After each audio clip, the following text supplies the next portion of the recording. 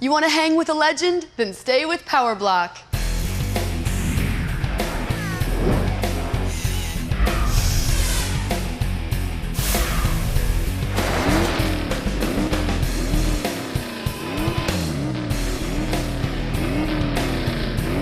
It's a very special PowerBlock today as we salute one of the greatest heroes of high performance, Mario Andretti. He's been named Driver of the Century by Racer Magazine. And we're lucky enough to have him here with us today. Hi Mario, how are you? Oh, wonderful. Thanks for having me. So nice to have you. Guys, check out this factory 69 Camaro Indy pace car. Did you know that when you win Indy, you actually get to take the pace car home? Mario, what'd you do with yours? I have no idea, but I tell you what, I'm taking this one home with me. I mean, this is gorgeous. Gorgeous. But first you're gonna hang and be my co-host on PowerBlock today, right? Absolutely, absolutely. Thanks. We're gonna have fun. PowerBlock is brought to you by Advance Auto Parts. We're ready in advance. Advance Auto Parts. And now a subject Mario's very familiar with. Horsepower.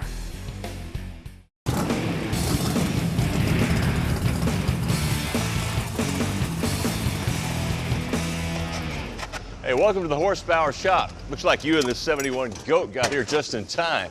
We like anything that's old and fast in here, and well, this proud Pontiac sure fits the bill. Yeah, this one has it all, plus a little more. A friend of ours found it a couple of years ago, and it's the only one made with red paint on the outside, tan interior on the inside, and a tan top that's now been changed over to white. I guess that's why it was the only one. With a 300 horse, 400 cubic inch motor under the hood, the GTO is known for plenty of speed, but with a weak coilover suspension under the body, not known for cutting corners. That's why we think that air ride can make a big difference. Now, granted, there's still skeptics out there who think that airbags are only for slamming show cars down to the ground. But we've been to several test sessions where professional circle track drivers were made believers after driving stock and air ride equipped cars back to back on a real road course. Really amazing that the cornering, the stability, and the control you had with the car. Well, since a ride is worth 1,000 words, I just made a test drive to see how the stock GTO handles out on the open road. And it only took a few quick lane changes to feel the body roll. Wow, this old goat handles and drives really well for a car that's over 37 years old. But now we're gonna take it to a private drive and really test it on some sharper corners. Even at fairly slow speeds, cutting corners in this old car was a little tricky, and the steering response was sloppy at best. This GTO also has stock brakes, drums in the back, disc brakes up front. How well do they bring this goat to a halt? Lots of room for improvement here too. Well, here's how we plan to give that old GTO a new age suspension. It's a street challenge package from Air Ride that includes upper and lower strong arms, 9100 rolling sleeve bags with double adjustable shocks, and a muscle bar rear sway bar. Now all this goes up front, more strong arms, upper and lower, double adjustable shock waves, and a sway bar for the front. Now we also ordered these drop spindles from Fat Man Fabrications that are actually 2 inches taller for better camber gain. With the car up on the lift, we need to remove the front wheels, followed by the shocks, then the sway bar, the springs, then the spindle, and finally the front control arms. And with this upper out of the way, we can start putting on the new stuff, beginning with this lower strong arm. Now here's a cool feature, both it and the upper have ball joints with corrected angles so there won't be binding at a lower ride height. We're only going to bolt these down loosely for now. We'll tighten them down when the whole system's in place. Hey, before moving on to the shockwave, here's one of the most important steps in the installation, and that's clearancing the spring cup on the frame. Otherwise, you'd have metal rubbing on this rubber air spring. After cutting away the metal, be sure to smooth out the edges and apply some paint to prevent rust. Well, now we can install an air fitting on the shockwave, and with an air line attached, both the air spring in place with the adjustable knobs facing outward. This upper strong arm comes with an additional caster for better handling, and after it's installed, we can bolt up the spindle. Obviously, handling and steering go hand in hand. Now the GTO came from the factory with a 17:1 steering ratio, so we picked up this box from Mayville Manufacturing that'll change that to 12:1. Now that means fewer turns lock to lock and more responsive handling when hitting the corners. Now the box comes ready to bolt in, even includes a new rag joint.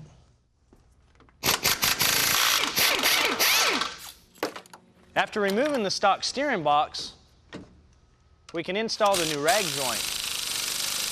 Attach the box to the frame rail, hook up the power steering lines, and with that done, we can bolt up the new sway bar and the end links to complete the front suspension. Hey, we'll show you how to fine-tune the Shockwave air springs once we get the Level Pro compressor system installed. And before we move on to the rear suspension, we've got a little plan to make this GTO stop as well as it goes, so make sure you stick with us.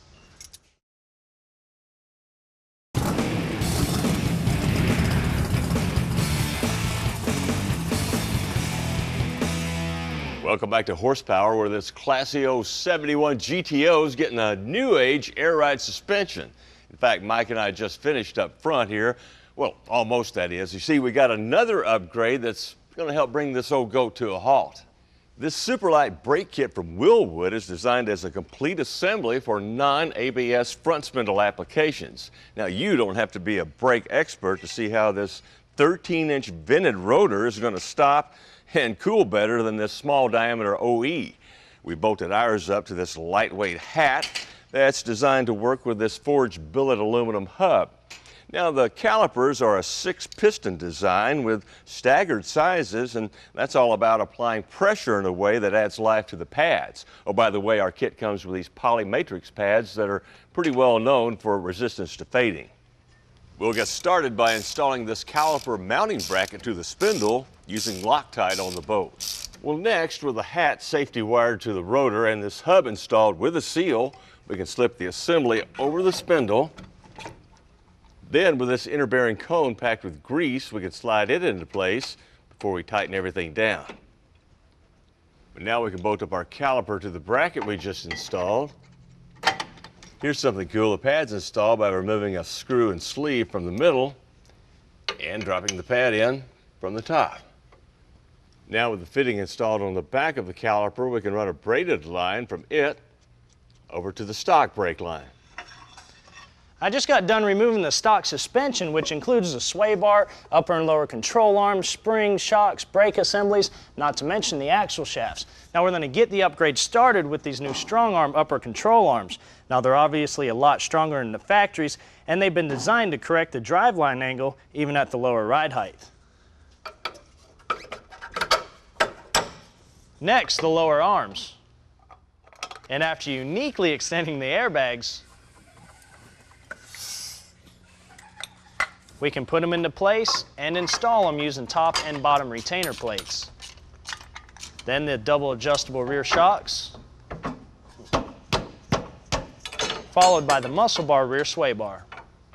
For a rear brake upgrade, we're going to use another Willwood kit, and this one's specially designed for rear drum conversions. First thing to go on is this bracket kit with a built-in parking brake assembly, and it goes right on the axle flange using the factory bolts. Then we can slide the axle back in.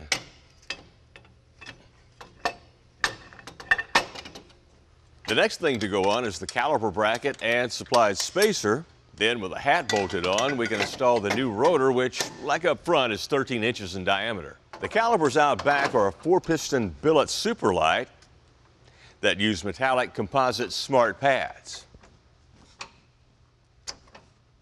Next, we can attach the hard brake line to the caliper. The final link in this brake upgrade is this new aluminum tandem master cylinder. Now it's an upgrade over the factory piece with a larger 1.12 bore diameter, and it's less than half the weight. It bolts up in the stock location. Well, with the brakes handle, we can move on to finishing up our air ride suspension setup with, in our case, a pair of these compressors, 3-gallon air tank. Of course, the controller. And we stepped up to get one of these Level Pro leveling systems that includes a combination of ride height sensors and voltage-based air pressure sensors. Now, the advantage of these is the fact you'll get quicker response for faster, more accurate presets. Well, now we can just slip this board into the trunk.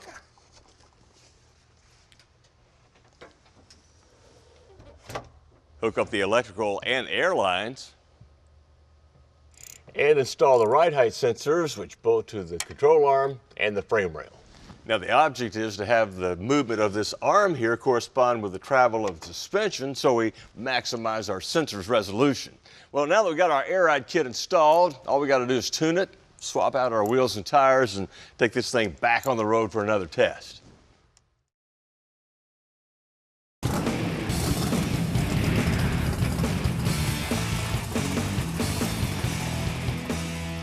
Hey, welcome back to Horsepower, Suspension, and Brake Upgrade on this cool old Pontiac. In case you just plopped down in front of the set, here's the short version of what we've done so far. We installed an Air Ride Technologies strong arm suspension kit to replace the stock coilover setup, along with new spindles from Fat Man Fabrications.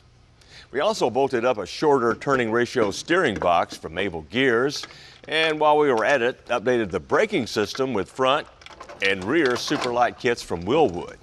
Finally, we gave our compressor and tank a home in the trunk and installed a Level Pro system with sensors at all four corners.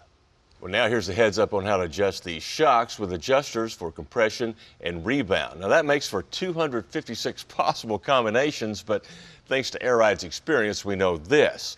One click on the compression, 3 on the rebound is a good place to start out back. Up front, it's 3 and 8. Then you drive the car around and adjust it to suit your driving style. Before we show you how to set the ride height, feast your eyes on the new wheel and tire combo we picked out to enhance the stance and improve the appearance. They're polished aluminum wheels from Intro, 18x8 up front, wrapped in 245/40 BF Goodrich G-Force KDs. In the rear, we've got 18x9.5s, wrapped in BFG 275/40s. With the car back down on the ground, let's see if we can set our ride height using this little controller.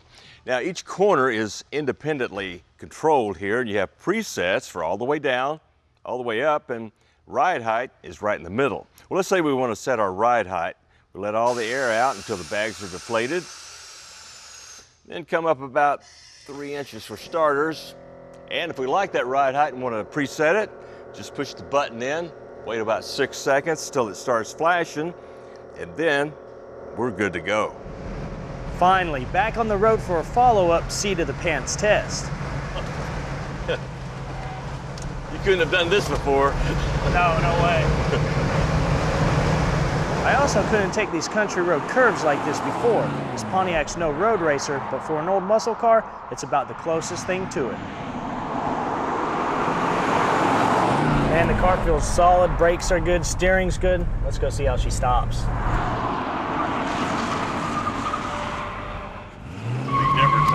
Big time. All right, Mr. Galley, what's your seat of the pants analysis? I don't have any complaints. Steering's a lot tighter. The brakes, they obviously work really well. And the air ride, I'm a true believer through and through. Yeah, everything's good except one thing. What's that? How did you do that? Magic. Yeah, this is more like it.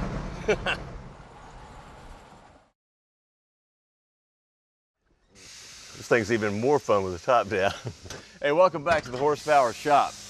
When you buy performance parts for your street machine, you want to know how much you expect to pay and how much performance you can expect, but do you ever stop and think about what goes into the design, manufacture, and testing of those parts so they live up to their claims? Well, case in point, this popular muffler that claims to offer great performance and great American muscle car sound. Back in the 1970s, California gearhead Ray Pfluger created a breakthrough in exhaust technology. It was a butt-ugly welded contraption with internal chambers and wings, but it made power. We came from a small barn out in Kenwood. We didn't have really a lot going on. We had a solution to a problem, and guys started picking it up for their street cars. The Flowmaster solution was a radical design. You have to understand, it's a sound-actuated device. It is not a regular muffler. Inside, the first chamber expands the exhaust.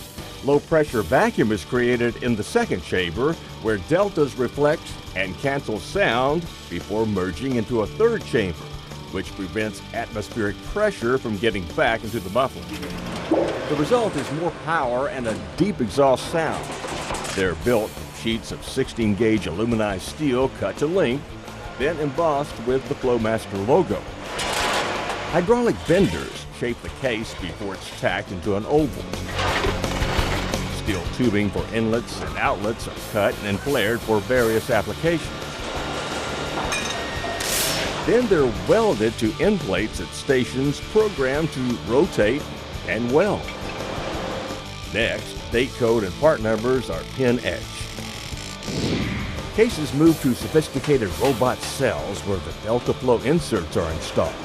What we do is we install all the internal baffles on the ABB cell here, and it stuffs them from bottom to top. Then robotic MIG welders stitch and weld the internals inside the case. Next, cases are fitted with end caps and tacked. The vertical seam is also welded here. Then end caps are welded with a fixture that elevates the part and rotates it at a constant speed. Well, after inspection, mufflers are hydraulically resized to correct inside dimensions. Then they're painted, cured, and packaged. Now, at the R&D Center, Kevin McClellan uses an eddy current dyno for design and validation. Dean Hall's 8-second Corbel Super Gasser with a 548 big block makes more horsepower with a Flowmaster than with no muffler at all. This team builds mule motors, fabricates prototype exhaust pieces, and performs dyno tests in a specially designed dyno cell. We had a purpose in mind, and that was to be able to run full exhaust systems just the way they were installed on the vehicle. Today they tested an OE-style dual exhaust system with 2.5-inch compression bent pipe, typical of what most muffler shops install. The dyno engine is a typical pump gas 350 small block with a carb, mild cam, and headers. It baselined at 394 horses at 5,700 RPM and 405 foot-pounds of torque at 4,300 RPM. Then they bolted on the new low-profile Super 44s with 2.5-inch mandrel bent pipe. After rewarming the engine oil and water to the previous levels, they made 3 runs, throwing out the highest and lowest results.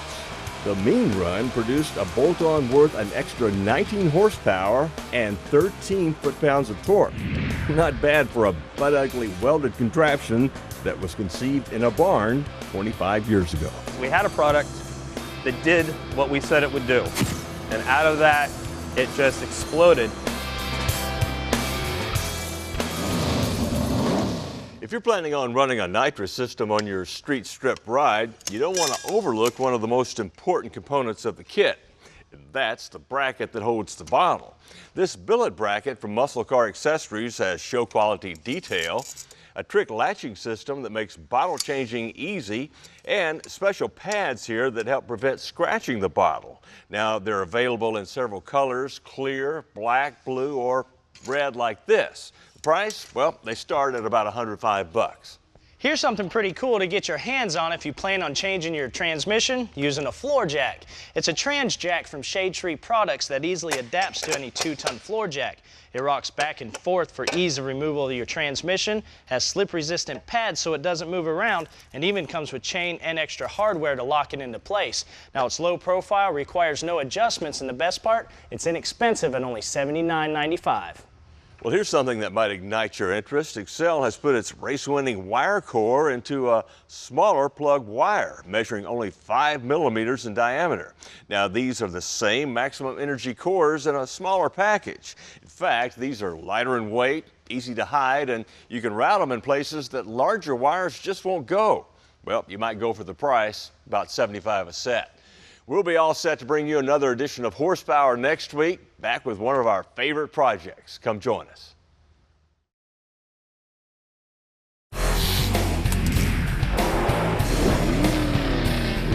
Hey, we're back on PowerBlock with the ultimate hero of high performance, Mario Andretti. Mario, 111 career wins on dirt and on pavement. Which one meant the most to you?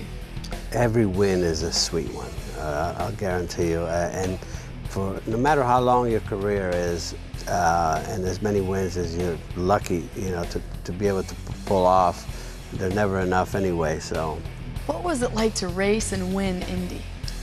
Well, winning Indy is something that every race driver that ever put hands on the steering wheel really is dreaming about, mainly because it just changes your life, it changes your career. To put that one under my belt was probably the most satisfying moment. And I always said this, I wish that every driver would have the opportunity to really experience that, getting the checkered flag at the end of that race. It just, nothing like it.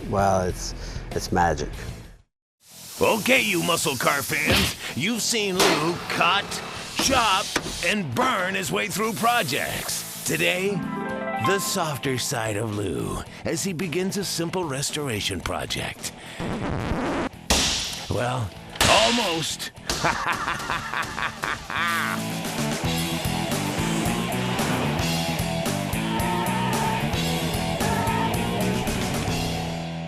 Of all the cool cars out there, you're probably wondering why would we restore a 67 LeMans? It's because they're very high on the endangered species list, and they're getting harder to find every day. Time hasn't been too nice to them, not to mention they're just real easy to clone into a GTO. In fact, most goats you see today started as LeMans. They're the same body with different options. Even the aftermarket caters to that trend. So we decided to save one and came up with a cost-effective plan before we bought it to end up with a beautifully restored matching numbers piece of history, 16.5 engine and all. Or for about $6,500 more, we can convert it to a 4-speed, add a tougher rear end, stroke that 326 out to 375 with about 400 horse. That's more than the factory GTO offered in '67. Talk about little brother kicking your butt. Now we're gonna blow this car totally apart, and how you do that can affect the cost of it, not to mention how well it goes back together. It's pretty scary how the first bolt I attack, I gotta cut off.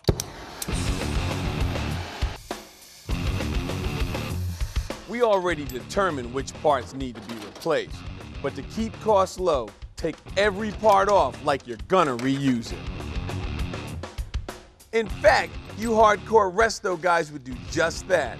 But it's not too easy for an old thrasher like me to tear things down slowly.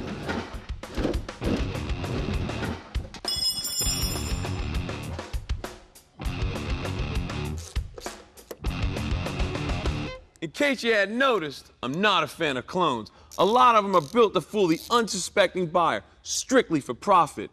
And with parts availability the way it is nowadays, it can easily be done. But there's one thing that they can't change: the data plate. There's a lot of information here. Your paint code, your trim package, the factory in which it was built, but the quickest answer is right here. 37 means it's a LeMans, 42 is a goat. If you can't read it, don't buy it. Year One's got a complete breakdown of all the codes listed on their website. 64 was the first year for the goat, so that data plate may not be correct. A little more homework is needed. The trim is next. Brent wouldn't let me do it. Something about using the right tool for the right job. A lot of this trim is replaceable, but some of it isn't. So you may have to refurbish a few pieces. Check with your local chrome shop. If they don't do it, they know someone who does. There's new glass available as well, but ours is pretty clear, so we really want to save it. Looks like our budget just got tighter. The sealer was simply too old and too thick. Let me show you my special tool. And I made it myself. She's ready.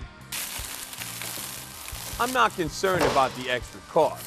It's the time and cleanup that kills it. We got lucky on the rear. This is a factory install. Let's seal it. When we got the car, we were worried about the rust under the vinyl. Ours isn't that bad. Good thing that can wreck a budget. We're saving money on the inside as well. Most of it's really nice considering it's 40 years old. Now we've got the car stripped down far enough to where we can separate the frame from the body. I'm gonna leave the doors on just to help keep everything straight. I could use our lift over there, but I'm not gonna do that. I'm gonna separate them just like you guys would do at home in your driveway. With the body bolts removed, use a temporary cross member and a jack to separate them, far enough to slide in these longer supports. Then tack them in place. With some extensions, raise it high enough to clear the tires, then rest it on the jack stand. Not bad for a few hours worth of work. Now I wouldn't leave it this high to do the body work on it, but once the chassis is clear, you can lower it down. You could even put it on some rollers. Now a frame this old with obvious repairs is more than likely going to need to be straightened. And we're not spending all this time and effort to roll down the road sideways. After the break, I'm going to show you how to prep this frame without a trip to the media blaster. We're back on the block with Mario Andretti. Now, we've all seen him in that awesome Magnaflow commercial where he's racing Ivan Stewart. Were you guys having as much fun as it looked? Oh yes, we always had fun, and as a matter of fact, my association with Magnaflow has just been terrific. I'm probably one of their best customers anyway, and here I endorse the product. And again, you know, doing this commercial, nothing is fake. We're racing for real. You guys were really racing out there. Pulling out of both driveways, and nice. I had to pass him, and then I pulled right out in front of him, and he almost ran into me because my Corvette had much better brakes than his truck.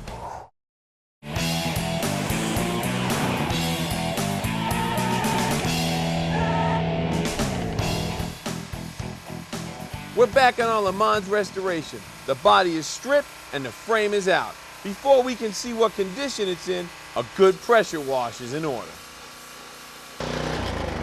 At least that's what it looks like to the neighbors. In reality, we're sandblasting as well. For $100, we bought this wand with this inlet tube that you could use with either glass beads or sand. The more PSI, the better the effect. Most media and even sand is considered a carcinogen. The dust cloud can kill you, as well as your neighbors. If you don't believe me, check out the EPA laws in your state. This combination eliminates that danger since the water keeps it on the ground. When it dries, use precaution in the cleanup. We're using a sand and recycled asphalt mixture. $7 a bag, about 5 bags will do it. Total cost, $150 plus water. Now it doesn't go as deep as a media blaster does for $800 to $1,000, but it is a really good start on our sanding. As far as the smaller parts go, we're going to clean them up in our blasting cabinet. Just like the body parts, we're saving everything. The rear end, transmission, and spindles will go into storage. Somewhere down the line, you may want to put this back to a matching numbers car. Now it's time for my favorite chore, framework. Using the mounting holes to measure from, we can figure out just how twisted it is. The center is still square, so we'll lock it down to the jig. We knew the rear half of the frame was messed up from the previous repairs. It's got to go about a ½ inch over that way, but what we didn't expect to find is what we found up front. This gnarly hole is where they pulled the frame straight from a previous encounter. The problem is that they pulled the frame about an inch too far over. So that means our back end goes like this and our front end goes like this. I don't know how this thing even rolled down the road straight. We'll tie the frame together here because this is where it needs to bend.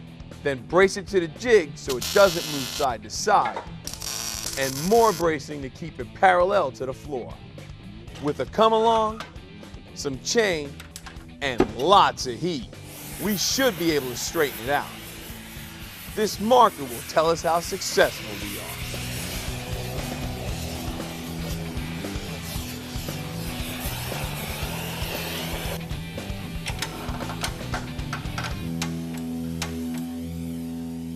That's a good ½ inch. It's a little bit more than what we need. We're gonna let it cool and see where it settles. Now the back will be real easy. Being that it's a box, all we gotta do is square it up. This needs to be at 54 inches.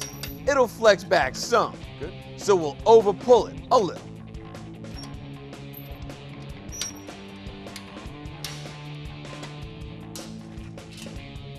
the center didn't move during any of the pulls. So let's see how well the front end settled. I'm happy with that. To keep the frame from twisting on the road, we'll brace it up here in the corner.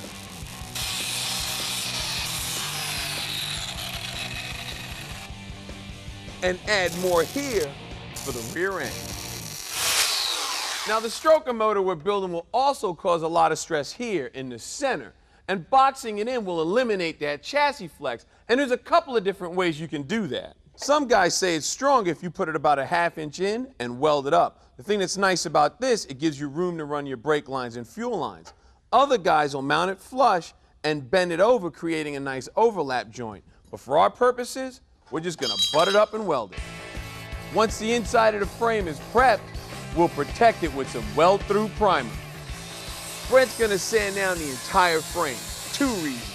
We need to paint it, but more importantly, this will help us find any cracks or weak spots that also need attention. Anything serious would have shown its ugly face when we were tugging on the frame, but even the little things can grow over time. Later in the show, got a couple more neat tricks to show you.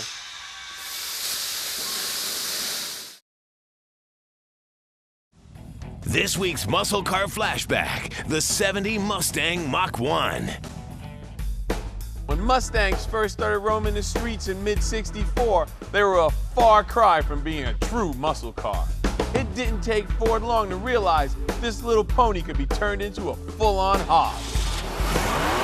By 67, any Mustang could be ordered with a 390 cubic inch power plant. In 69, the Mach 1 was born.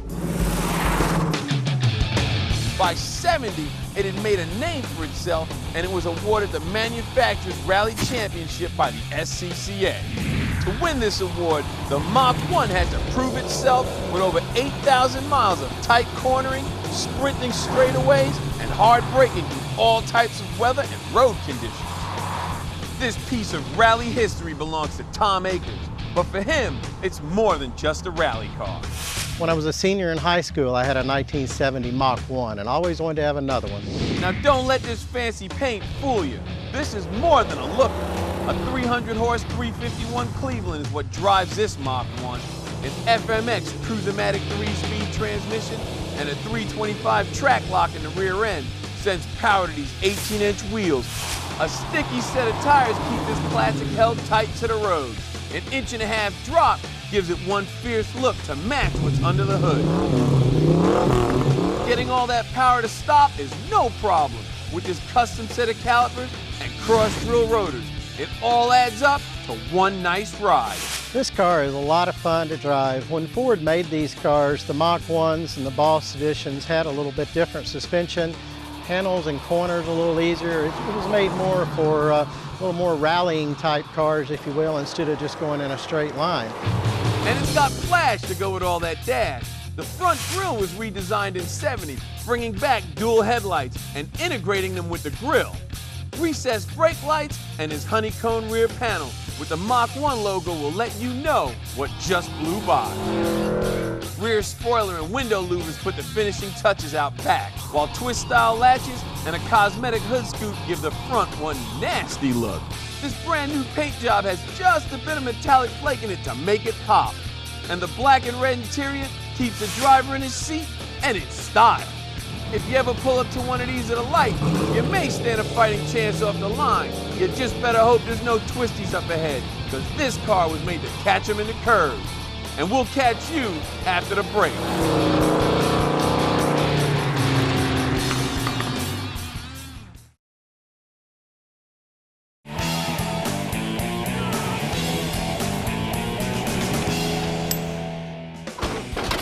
So far today, we made good progress on our '67 LeMans restoration project. We pulled the frame, pulled it straight, and boxed it in, then sanded it down for paint and final inspection.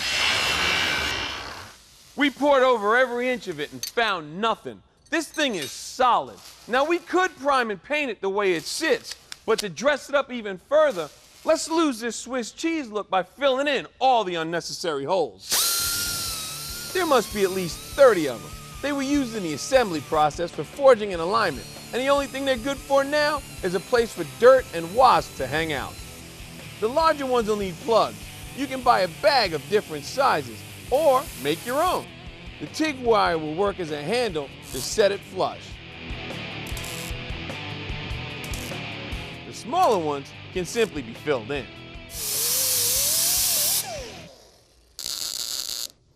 Now, we didn't have to go through all of this, but for that guy who wants to stick his head underneath and find fault, he can just keep on looking. This could take a while. So while Brent gets a suntan, I'm moving on to the suspension parts. We want to keep the stock look, but these simply aren't designed for what we want to do. Up until the early 80s, there were no tubular control arms for strength, and drop spindles to lower your ride height were really rare. You had to solve these problems yourself. So what we're going to do is we're going to plate the lower control arm for strength, then we're going to cut our spring pocket and raise it up to lower our ride height. We'll do the plate first. This is 3/16 stock, the same as the original.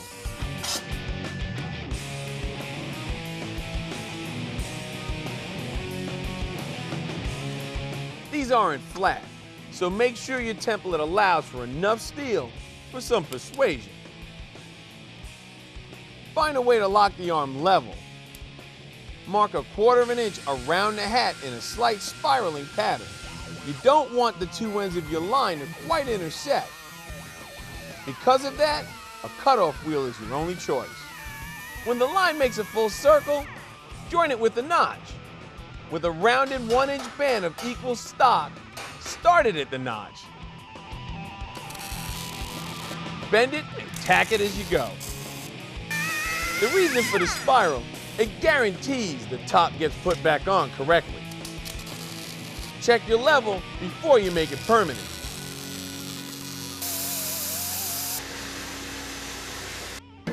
This is our stock arm, and this is what we finished up with. That guy sticking his head under the car won't notice the difference except for that mysteriously low ride height. Now, to lower the rear end, they could have raised this spring bucket just like we did on the front end, but it's really difficult to do with the body on the car. Now, when I was a kid, I used to watch guys heat their springs and lower the car. The problem with that, you heat them too much, you're buying new springs.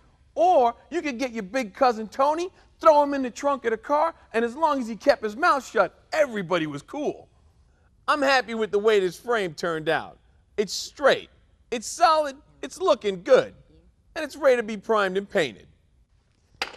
We're gonna stop here for now and get this thing to the blasting shop. Now that pressure washer, sand, and water combo, way too tough for your body panels. Next step for this project, transforming our 326 into a modern-day stroker. Later.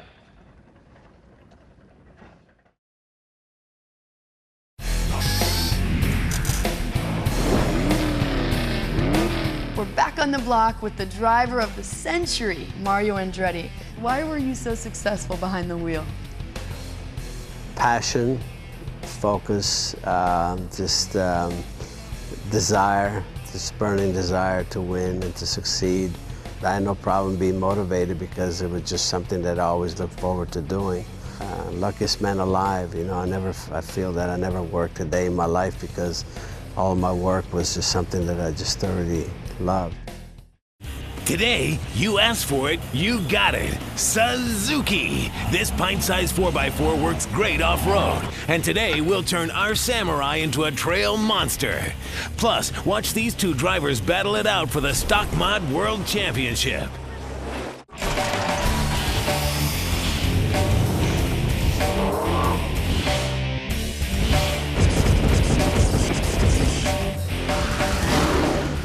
Welcome to Xtreme 4x4. This little beauty right here is probably one of the most requested builds ever, the Suzuki Samurai. And to say this little truck is capable of doing some hardcore off-wheeling is an understatement.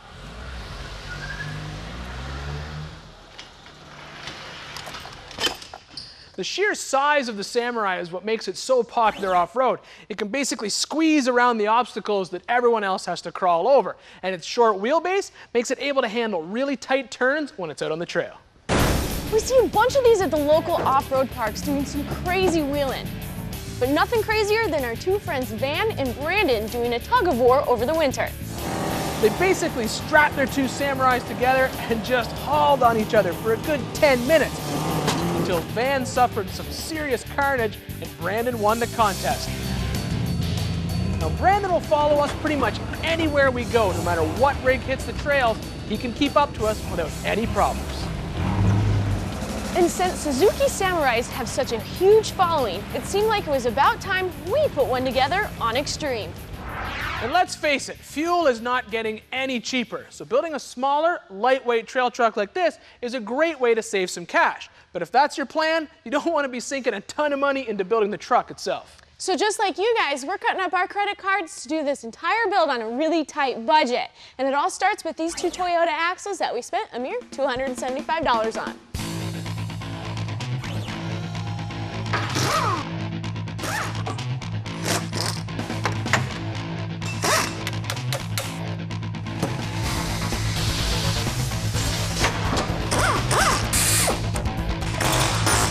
It's your first time on TV, don't you think you should at least say hello? Hey, how's it going?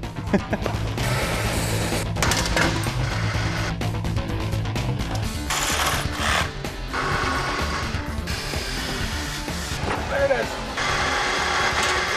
Now, swapping Toyota axles underneath a Samurai is a very popular modification. And since this truck is so light and just has a 4-cylinder engine, they'll survive pretty good in stock form, so they're going to stay that way. We do want a locker though. So in the rear, we're going to pull the third out and just weld up the spider gears, turning it into the spool. Now the front end, we prefer to have a selectable locker just to make turning a little bit easier so you can unlock it. We were lucky enough to find this used Toyota e-Track unit for only $325 online. The nice thing about welding up the rear in the Toyota, man down, is we don't have to tear the carrier apart. This means you won't have to set up your ring and pinion again, making this easy as pie. The front axle housing must be clearance to make room for the e-locker's shift fork. And then all we got to do is swap the gears into the carrier and install the new third member.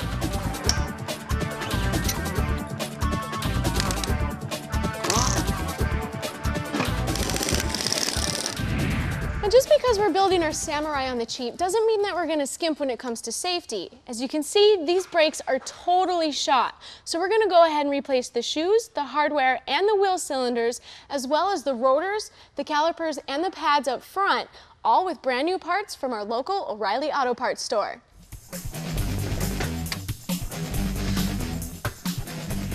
Now, wheelbase is key on any trail truck, and I like to get mine above 100 inches in length. It really helps keep the truck on all fours when it's climbing steep hills. Now, the problem with the Samurai is if we stretched it over 100 with just the back end, the rear axle would actually be behind the rear bumper. So we're going to set this one at 100 inches exactly, with a little bit of stretch in the front and a little bit in the rear. Setting the wheelbase to 100 inches on both sides and then dropping a plumb bob off reference marks on the frame will ensure that the axles are square. Now the Samurai is equipped with a driveline that we've never seen before here at Xtreme 4x4, and that's called a divorced transfer case. It basically means that the transfer case is mounted separate from the transmission and then has a little drive shaft to connect the two. Now the nice thing about having a divorced transfer case is all the weight of the transfer case is usually moved back and mounted in the middle point of the chassis. The other nice thing is you can have the transmission input coming in here, and you can have better driveline outputs because the transfer case is further back and you don't have that big droop on the front drive shaft. Now we've taken this out right now because we're going to be putting in some low gears later on. Now, another unique feature about the Samurai are the frame rails themselves. In the back of the truck, they actually start to get wider as they go further back. A lot of guys will go ahead and cut out all these cross members, suck these rails in, and then weld in new cross members to hold them. But since we're going to be keeping the floor intact in our Samurai, we're just going to run them as they are. Coming up, before the magazine covers and big dollar sponsorships, these crawlers got to make it in the stock mod class. We'll go to Vegas for the World Shootout. Hey, we're back on the block with Mario Andretti. Now we've pulled this awesome clip from the movie Dust to Glory, and it just shows that a racer's passion never dies. Mario, this is some insane stuff here. Well, it looks like insane, yeah, but it was a lot of fun. This was at Baja. I was actually the marshal of the race, and I figured I needed to get some experience here. So I was able to talk somebody into loaning me a truck and do a pre-run. They have a great course where you can do some pre-running and so forth. I had no idea what was on the other side, but I figured, you know, go for it. Go for it. You looked like a little kid out there, though. Yeah, you know, toys always work for us. If Ian and Jesse from Xtreme built you a truck, would you take it to Mexico? In a New York minute. You! Absolutely. Sounds like a plan, guys.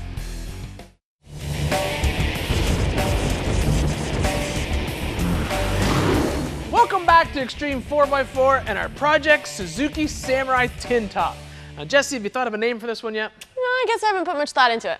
I'm thinking like Slammin' Sammy or Suicide Sammy, or my personal favorite, Project Sam I Am. Who cares? All we really care about is when people see this thing coming up the trail, they're screaming, "Get out of their way!" Well, with 35-inch tires underneath it and a little secret underneath the hood, there's no question at all this truck's gonna turn some serious heads when it's out on the trail. But right now, we're going to Nevada for the World Finals. This time, it's a tough battle between two stock mod drivers crawling their way up to the top of We Rock. At the We Rock World Finals, the media spotlight burned brightest on the high-dollar modified class. This is the biggest event of the year. It's monstrous. It's the biggest thing I've ever been to. Far from the horde of cameras, but competing on the same course, was the stock mod class.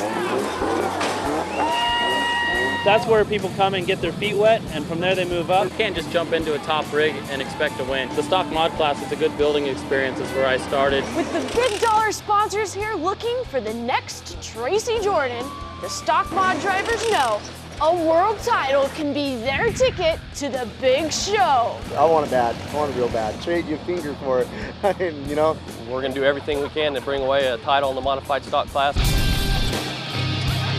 With back-to-back undefeated seasons in the Eastern Division, Derek the Dominator West came to the World Finals as the undisputed favorite. He's your guy to beat. This is a very competitive class, and we've got to come in here and really make good decisions. Over the last 2 years, there's been a thorn in Derek's side. Just button heads. As the West Division's Dan Patterson has twice denied Derek the U.S. title. Our mistakes are a little smaller than his, so we kind of edged him out there. We've been lucky enough to be winners a lot, and so losing really hurts bad. At the World Championship, only 3 drivers would advance to the title shootout. I try to be a finesse guy, not a hammer down guy. I think I'm more of a light pedal guy, not as heavy on the pedal. That so-called light pedal touch resulted in crushed cones and lost points. For Derek West, the wheels to his title hopes began to come off, literally. It hit it hard coming through there and lost the wheel studs. So we'll see if we can find some of those, replace it, and go again. As Dan hammered his way through the qualifier, Derek's team struggled to make repairs. I had to scrounge a lot of parts from different guys and trying to get it all bolted back together. With only 2 courses complete and 4 to go, the pressure was on. We've got a lot to make up here. Fixed and ready to get back in the game, there was another setback. Noticed some fluid dripping out, so we've got under here and it's the banjo bowl. Dan, for one, wasn't writing off his arch rival. They know what they're doing. They'll get that car back together with bubble gum or tape, whatever it takes, they'll be out here. They got it back together, but Derek's confidence was in shambles. Kind of lost that edge, I think, so I got to get back in this course, get things going, make it happen here, and hopefully I'm up in the pack with all the other guys. He caught a huge break when Dan caught fire. Anything can happen to anybody. You know, his tire falls off, we catch on fire. So we'll see. We'll see what happens. Rejuvenated, not giving up, he moved past Dan Patterson into the coveted 3 position. We thought maybe it was going to get cold with all the downtime, but we was able to get right back on here and kind of get our rhythm going again. Feeling good. Locked in an epic battle for 3rd, these 2 champions went punch for punch. With the chance to solidify the shootout spot, Derek cracked on his last run. That's the mistake you don't want to make right there. That mistake made third place too close to call. We're waiting to find out what happens with our points, and we're awaiting the results here. Let's find out. Didn't make it. We're done for the weekend. I'll have to hit this again next year. Work harder. Once again, Dan got the better of the Dominator. I'm feeling good that we got into the finals. I'm glad we caught Derek and passed him. That makes me feel real good. Derek would have the long off season to think about the one that got away. We made one huge mistake today, laid it over, and that cost us. Hopefully we can come up with some constructive ideas for next season. Yeah, luck was just not on their side that day, huh? No, the course was angry, like an old man trying to return soup in a deli.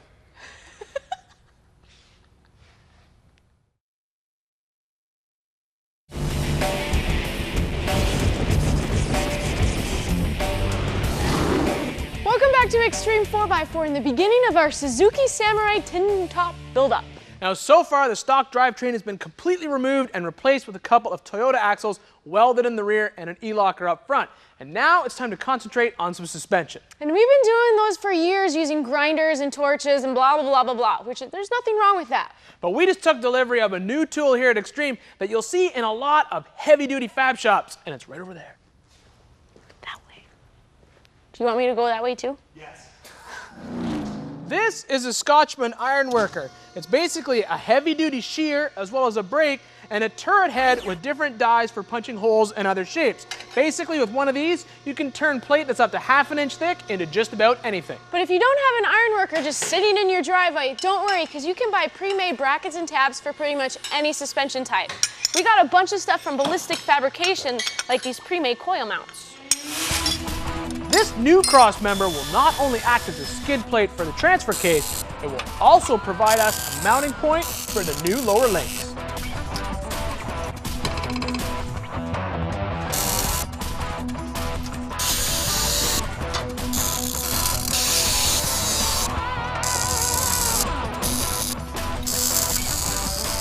Now Jesse's going to show us how we save money by choosing a different link material. As soon as the lengths were determined, Ian went ahead and drilled and tapped this 1.5 inch half-inch wall tubing to go ahead and accept these QA1 rod ends. Now by doing it this way, instead of using tubing adapters, not only does it make our link stronger, but it also makes them cheaper. So the total cost for our link setup, front and rear, will be $400 for the rod ends, $140 for the coils, $400 for the shocks, $60 for the brackets, totaling $1,000 even. Both lower links, front and rear, are 44 inches long, and the uppers are exactly 70% of that at 30 inches. We have a foot of vertical separation on the axle and 8 inches at the frame, making this 4-link low, long, and level will have great anti-squat numbers. Now obviously, this rear suspension has been changed from a leaf-sprung rear axle over to a 4-link setup with coil springs and shocks. Now to choose the right coil spring, we talked to a lot of Suzuki guys, and a lot of them are running these 14 175 springs, and we got ours from QA1. Now the shocks we're using are Edelbrock Xtreme travel shocks. Now they have a unique IAS valving feature, which is inertia activated, which means the more the wheel travels, the more fluid is allowed to pass through the valving in the shock, which makes it ride a lot smoother. But I'm sure what a lot of you guys want to know is the actual 4-link setup itself. How do we choose where to put the bars, and where you put them, does it affect how the vehicle acts on the trail? Well, for that, we're going to the chalkboard. Now, this truly will be an abbreviated version of 4-link design. We could honestly talk about this for the rest of the entire day, and I'm sure there would still be a lot of unanswered questions. But we'll start with a couple of simple issues. One is anti-squat. If you have the rear axle mounted and the links travel up to the frame at a very steep angle, you're going to have a large anti-squat number. That means when you try to drive forward, the tire's actually trying to drive underneath the truck and the actual frame will rise. It will go up in the air. If you can take those same links, drop them down and try to get them a little more parallel to the ground, your anti-squat number will be lower because the vehicle will actually be pushed ahead by the tire instead of trying to drive underneath it. Now, where you wheel actually depends on whether you want a large amount of anti-squat or none at all. If you're climbing a lot of hills, you don't want a lot of anti-squat because it can take the traction off the rear tires. Another issue is what's called roll axis, and that is created by the actual convergence of the links towards the center and actually changes how the vehicle twists when you're off-road. Now, if this is something that you're really interested in, you want to know more about designing a four-link, the best thing to do is there's a bunch of books out there on the subject. You can look up a bunch of stuff on the internet, but nothing beats trial and error. If you build a tube buggy, build a bunch of different attachment points, both on the frame and the axle. You can try a bunch of different setups and find out which one works for you. In the case of our Zook, our hands were really kind of tied because we could only tie into certain parts of the frame unless we cut the whole body up, and we didn't want to do that. We're back on Xtreme, and we're elbow deep in our latest project that you guys asked for, a Suzuki Samurai. Now, so far today, we've done a pretty good job of putting together a decent little trail truck on a realistic budget. 2 used Toyota axles for $275. Locker for the front, a used Toyota e-locker for $325 bought online. The rear, free, welded up. $1,000 to link both ends of the truck with coils, shocks, and heims for a total of $1,600.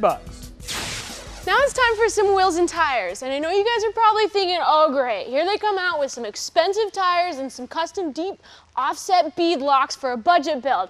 But wait, just 1 second. These wheels actually started life as the stock wheels on our Toyota Mini truck project.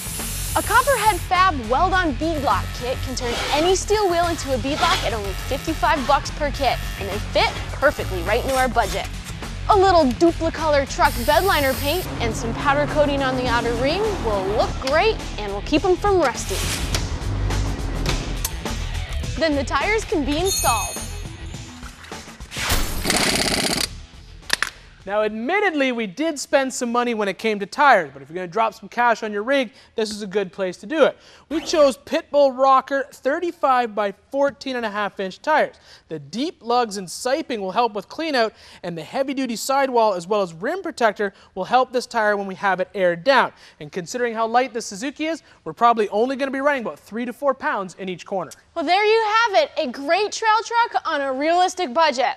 But we have one small problem right about here. And we'll be taking care of that next time, as well as doing all the exo caging and getting this thing ready to hit the trail, maybe with a big cut right about... It'll be a little bit straighter than that cut, though. This is like... Let's go like that. Fix it. Kind of like that.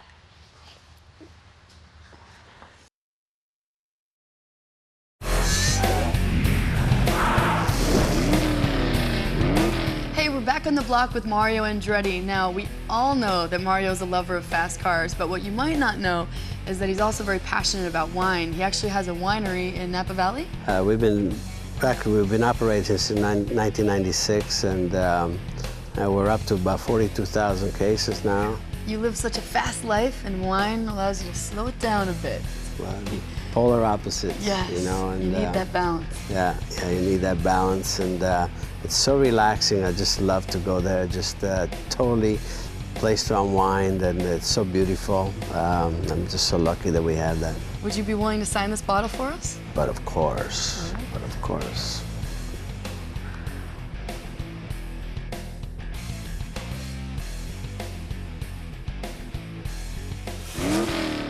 PowerBlock is brought to you by Advance Auto Parts. We're ready in advance. Advance Auto Parts. Today, we're committing suicide with Body Bag. Suicide doors, that is. We'll show you how to give your truck some cool reverse opening doors. And we'll also show you how to French tail lights. And we'll take a trip to Valvoline's oil research labs to watch them test oil in ways you won't believe. That's all today here on Trucks.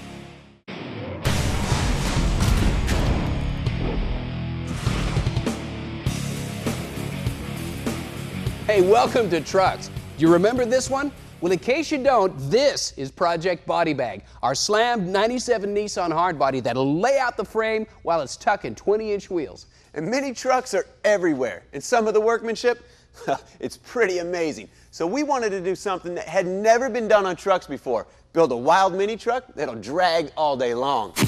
So we took a bone stock hard body, chopped a 6-lug axle off the back, and added a Toyota 5-lug 2-wheel drive axle for better wheel and tire selection. Then we fabricated a triangulated 4-link with huge C-notches for maximum axle travel, so we could lay frame no matter what wheels we had. Out front, we used Can-Do Customs upper and lower control arms with Toyota drop spindles and ball joints to match the bolt pattern out back. But to let us roll on 20s, we needed to create some room on the inner aprons and firewall, and used a smaller Geo Metro brake booster, as well as utilizing Pathfinder front fenders for more room in the wheel opening. Also, we could throw an air system on this truck and drop it into the weeds. Once the fabrication was done and we wired up the switches, we dragged it up and down the highway for the better part of a day and hammered on it pretty hard. But whatever we threw at it, it could definitely take it. So with the suspension done and having proven itself to be roadworthy, it's only right that we deck this truck out with some custom body work and finish what we started. So we're going to give Body Bag all kinds of custom body mods, like shaving the door handles. We'll give it roll pans. We'll fill in the light pockets. But one thing that we're going to show you guys how to do is something that's been around hot rodding since hot rodding began, and even before, suicide doors. Now there are several theories on how suicide doors got their name. Some say it's because if the door were to open while the car or truck is moving, your natural reaction is to grab the door and try to close it. And if you're not belted in, it could literally pull you right out of the car when it caught the wind. And another theory, if a driver's getting out of his car on a tight city street, well, the potential's there to get sideswiped. You can imagine the consequences. But it didn't stop the car manufacturers from making them. Vehicles like Lincolns and Mercurys, as a matter of fact, they're still making reverse opening doors. Mazda, Rolls-Royce, F-150, Silverados, they all have suicide doors. And if they were unsafe, the great custom car builders like George Barris, Ed Roth, and Gene Winfield, well, they still incorporated them into their classic custom designs. Another custom builder, Eric Saliba of the Little Shop of Horrors, gave us a hand the first time around with some of the fab work on Body Bag. And Eric and the crew have come through again big time with a custom bed floor, smooth tailgate, and obviously the reversed hinges on the passenger door. Eric, this looks great. Nice work, man. Thank you. But there's more to it than just the skin. So we loaded Eric up with a camera last time he was here. He set it off in the corner and captured what it takes to get to this point. Check it out. The first thing Eric and the boys did was to relocate the fuel tank, compressors, and air tank between the frame rails. Then they created a framework of rectangular tubing in the bed and fabricated a huge tub to go over the axle. Side and floor panels were cut from 18-gauge steel, and a fuel door was liberated from a Chevy truck. They pulled the bed off again to mark the braces, and everything was drilled, and then welded in place using over 150 rosette welds. Finally, the welds were ground flush, and any gaps got smoothed with sealer. That's about all it takes. Yeah, that's about 80 hours worth of work. No kidding. And that's all custom fab work, but you guys used a kit on the passenger side door. That's right. This comes from suicidedoors.com. These are the receiver tubes, the strikers, the latches, the recessors, and these heavy-duty hinges. And using a kit like this stops you from having to reverse the factory hinges. It really makes it simpler, doesn't it? Exactly. Well, let's do it. Now, before you get punchy and start taking things apart, remember your doors need to stay on for alignment. But these interior trim panels, they gotta go away. The inner structure behind the door needs to be trimmed for clearance around the new hinges. The hinge pockets need to be perfectly parallel. So using a length of 5/16 all thread, the pockets are bolted together with jam nuts. The location is marked from the outside and trimmed until the pockets slide in from behind the door jamb. Everything gets tacked just to hold it in place. Once your pockets are located, the all thread can come out, and the hinges get bolted onto the receivers. Well, now that Eric's got the hinges located, the next step is to take the recessors and attach them to the door. And the easiest way to locate them properly is to bolt them to the hinges. You close the door on the hinges and just trace them out from the backside.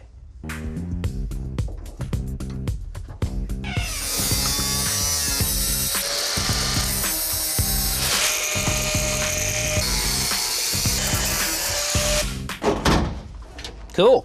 Now that we got these in place, we pull the factory pins up front and then tack these back in place. Here's where you're gonna need a buddy. Eric holds the door while Kevin knocks the hinge pins out. Now the hinges are still mounted on the door and frame, which locates the door perfectly while the recessors get tacked into their new home. All right, give it a try. Cool. We're halfway home.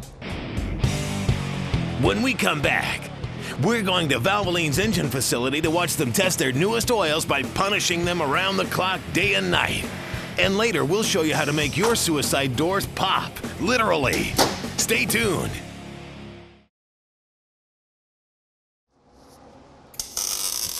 Hey, welcome back to Trucks. We're unzipping the body bag, throwing some custom sheet metal mods at it, like that suicide door kit. And by the time we're through, this will truly be a custom truck through and through. Now, bodywork aside, this was a good running truck. And if you follow this project, you'll realize that we hadn't done anything to the engine. This thing runs like a top, and that's with 172,000 miles on it. The long life of an engine has a lot to do with the quality of the motor oil used in it. So if you've ever wondered how engine oil is developed and tested, well, you might find this interesting. The trend is to blend specialty oils, even for high mileage applications like our Nissan. To check out how this is done, we headed to Kentucky, home of the Valvoline facilities. They developed the first motor oil, the first multi-viscosity oil, and the first racing oil, all designed to solve different problems. Today, with 6 out of 10 cars having 75,000 miles or more, the challenge is designing one for high mileage engines. To make that happen, oil engineers have a lot of ingredients to consider. He has to select what types of base oils, what types of detergents, dispersants, antioxidants, anti-wear agents, friction modifiers, a whole array of different components that have different functions. As prototypes are blended, a team of chemical engineers subject them to a battery of punishing tests. Boundary friction, cold cranking levels, viscosity flow, high and low shear, pumping rates, pour points, spectrographic analysis, and heat loss. This is an ASM D58 evaporation loss test, and we use it for max life to determine the evaporation loss in engine lubricants. And just when you think this lab testing can't get tougher, it does. Valvoline is the only oil company with its own engine test facility that can qualify passenger car oils. Whether it's oil for air and liquid-cooled motorcycles or marine testing for Coast Guard patrol boats, nothing gets approved without passing some extreme and unique engine tests. Adam Swarsky dyno tests competitor oils on an Acura RSXS Turbo. At just 3,500 RPM and only 4 pounds of boost, the 1,300-degree EGT, the oil coked, wiping out the turbine bearing. Tim Caudill studies the effect of high-mileage oil on fuel economy using chassis dynos and a pair of ex-Michigan police cars 24/7. These 4.6-liter Crown Vic Interceptors burn through thousands of gallons of gas, testing max life formulations looking for improved fuel economy. Currently, they're probably up in the 160,000, 170,000 mile range. Designing the world's first high-mileage oil took 2 years. We took older cars, older engines. We inspected older engines to see what they needed. They needed seal swell. They needed improvements in oil consumption. They needed deposit removal. We formulated that to meet those needs. While the American Petroleum Institute created the test to beat the oil, these guys formulate oils to beat the test. The engine facility runs around the clock, administering punishing ASTM tests. Everything from low temperature cam wear, hot and cold sludge tests, valve seal testing, and viscosity tests. And after all that testing, this is where we break down the engines and analyze the results. Parts do fail, but most survive for detailed analysis. This is what the piston looks like before we put it in the engine. This is what one looks like after 100 hours of running. The brutal and expensive G3 piston test costs $45,000 to run each time. It measures a different oil for varnish blow-by. It takes a skilled eye to measure 20 different oils day in and day out. Now, this is what we're looking for. When the oil's right, you have very little deposits. A Sequence 8 test uses this special one-cylinder engine to test different oils for rod bearing wear. This is the rod out of that engine. We're going to measure it for bearing weight loss. After 40 hours at 3,150 RPM, Dave Caproni uses a digital scale to determine exactly how many milligrams of bearing wear occurs with each oil tested. These tests may be constant, but with engine technology changing constantly, formulating and testing newer, better specialty oils is a never-ending process. It's exactly like painting the Golden Gate Bridge. Once you're finished, you go back to the other end and start over again. Up next, it's remote control door poppers for body bag. And we're gonna shave the door handles.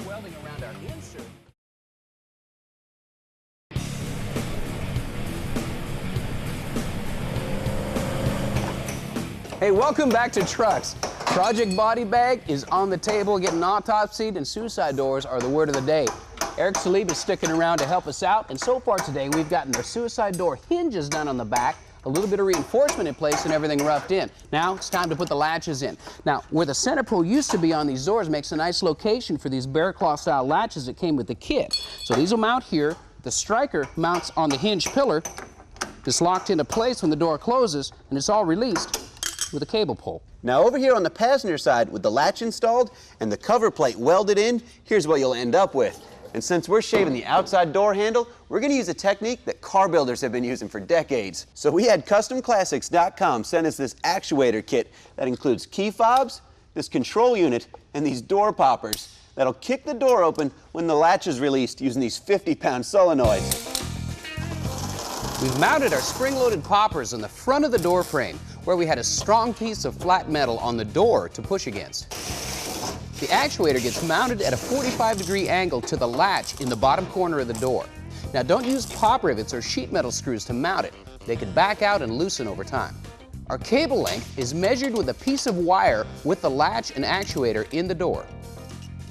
Now, pulling the latch and actuator out of the door makes this a lot easier, and then you can install the supplied cable and crimps. Using the wire as a guide, factor in about a ½ inch of slack, and then crimp the cables. Then the whole assembly goes back into the door.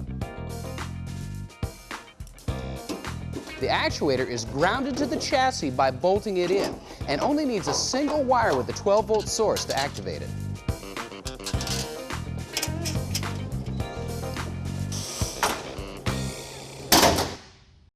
Sweet.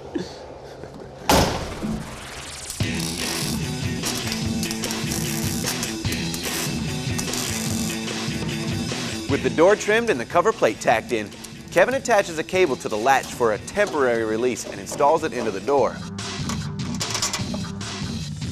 Eric lays down a final tack on the striker, and we're ready to test the alignment. That it? Yeah. Cool. All right, you're on your own now. Man, thanks for your help. All right.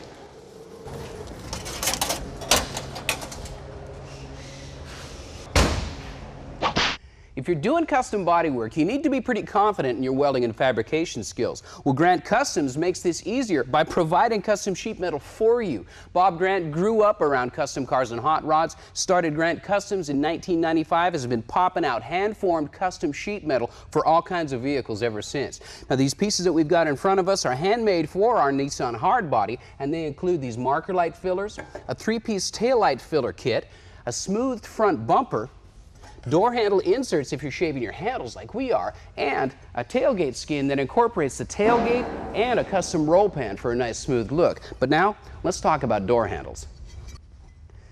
This insert is designed to sit inside the factory recess and get welded in for a nice flush fit. But you know, if you've ever done any welding on sheet metal, especially on an import, you stand a pretty good chance of warping the sheet metal with your welder. So I'm going to show you some techniques that are going to help you minimize your warpage, but you can't weld to paint.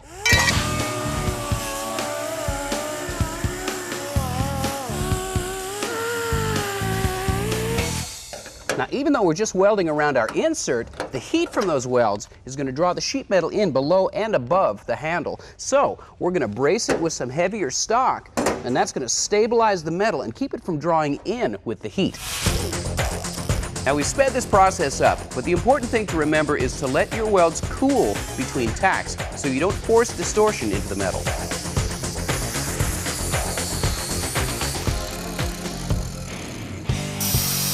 After the break, we like French dressing on our taillights. Cool. And then for just $1, we'll show you how to fix a leaky door. Stay tuned.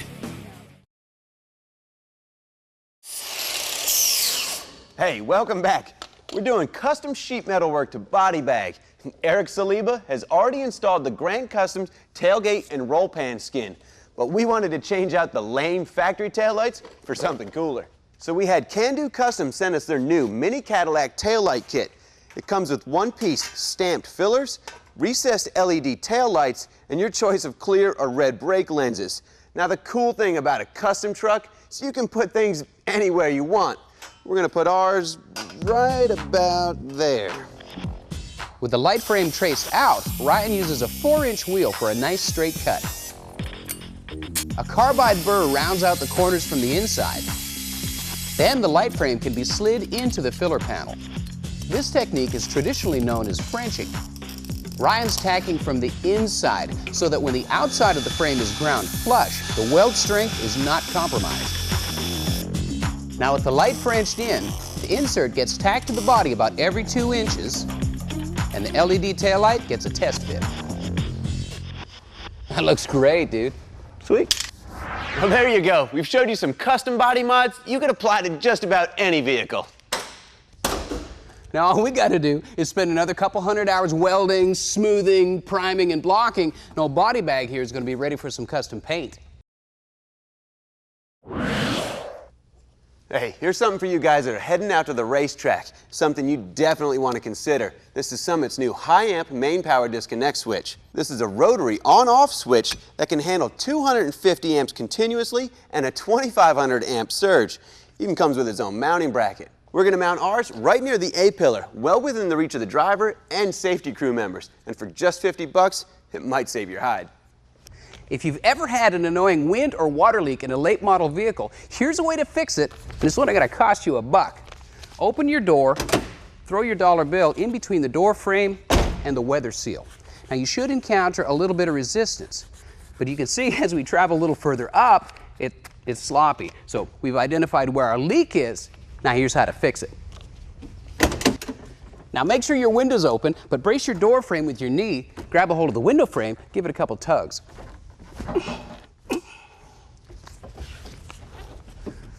Put your dollar back in.